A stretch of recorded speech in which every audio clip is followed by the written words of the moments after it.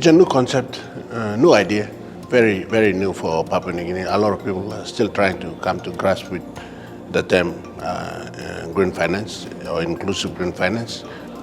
I think it will require a lot of education along the way in terms of trying to understand the concept of green finance.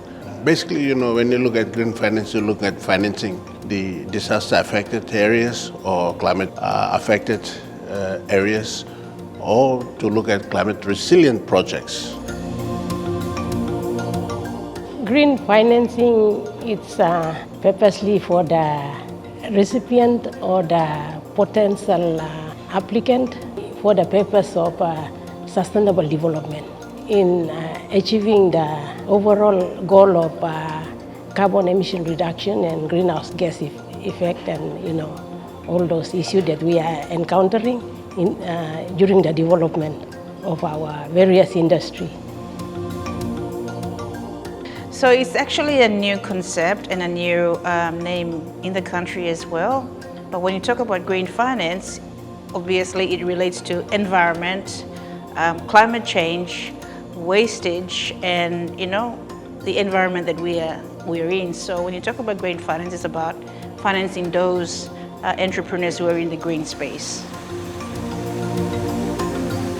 So maybe green finance is more into financing for something that is climate related. Not really direct, it can be an offshoot from it. So in the sense of environmental sustainability, the project has to be, if it's environmentally significant, then it has to be properly scrutinized before it can actually be rolled out. So green financing is about ensuring that any development projects has to meet certain goals of sustainable development for the country and also the region, perhaps the world.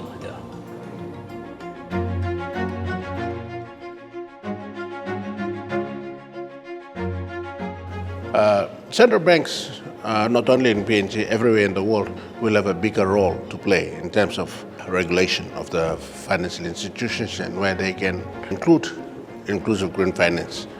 What it will require is that standards have to be somewhat modified.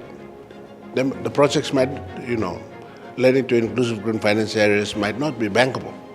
If it's not bankable, then there has to be a way. One is through government support or risk-sharing arrangements or credit guarantees. Those are the kind of things that will help to facilitate that loan. My institution is agriculture and livestock, and we are the main drivers of deforestation. We have this, paradigm policy shift from the market, from the grant where the government have been, giving out grants, like my sector has been giving out grant to the farmers. But now with the changes now, with the green climate financing, I am seeing the market coming into play, and it's very important. It's in line with what my sector has to do to generate revenue and create wealth in our agribusiness value chain from the farm gate to the marketplace. Technology plays a great role in this green finance and this policy that we are talking about in terms of implementation. So I embrace technology, and things that I do is a rounded space where you also bring the digital and be able to encourage people to also have this access to bank, have access to this information, and have access to this policy where they can be able to be well informed. We have a co-working hub for entrepreneurs that we help green entrepreneurs across the country in partnership with GGGI. And we work with amazing entrepreneurs across the country, even in the rural areas where there is no technology, there is no resource, but we are able to give them that access so that they continue their program and be able to make their ideas become reality. So we play an important role in this exercise or in the implementation phase. So our organization has a very important role to play in terms of enhancing the policy or give effect to the green finance policy. And that is to ensure that we provide the necessary hardcore data so that we can forecast for potential scenarios that can enable projects that will uphold sustainable development goals and environmental safeguard policies. The foremost thing we have to have for our job is observations, weather observations. So when a disaster happens, the National Disaster Office, the forecast that they get to say that it's flooding in this area is from the National Weather Service. And when it comes to green financing, we more or less, I think we are the support people who will give that support to the organization to say that these are the areas that we need to get attended to for the people of this country.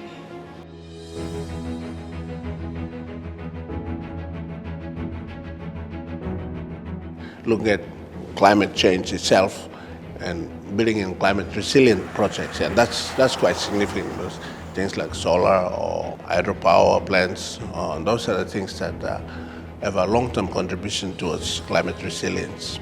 It can help to support normal electricity production for a community, or if it's isolated from everywhere else, and it can support the community in which the solar farm can have, and that's quite good, and they're quite significant, if you look at it.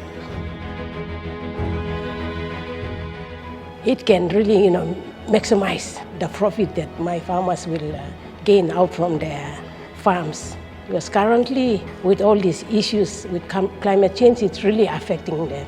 That we need to be, organizing and mobilizing our farmers to grow for the market, to generate income and revenue for the household, and also to contribute to the government, economy of this country. So after the, gold mining or whatever the non-renewable resource goes away, it's the agriculture that will stay. So I think I can see a real impact in this green finance economy as well, because people are able to have access to finance, so they can be able to build their business and take it out there. It'll definitely help a lot of our Papua New Guineans out there in terms of reaching out to the people that have been left behind. So like Papua New Guinea, we have so much challenges. The infrastructure is so hard, and I guess if we pilot this project and select a few places around the country or around the region, we are able to see the results and be able to improve from there on. The policy itself is a really good policy because it's a first of its kind for the country to come up with such initiative to create a policy like that. So if the policy is into full effect, it will of course attract a lot of business development ideas and perhaps the financial institutions as well. So, but really it's going to encourage a lot of people to try and embark on a green project. Impact is, I believe, is going to be a very beneficial one to the nation, and also business investors or partners from abroad.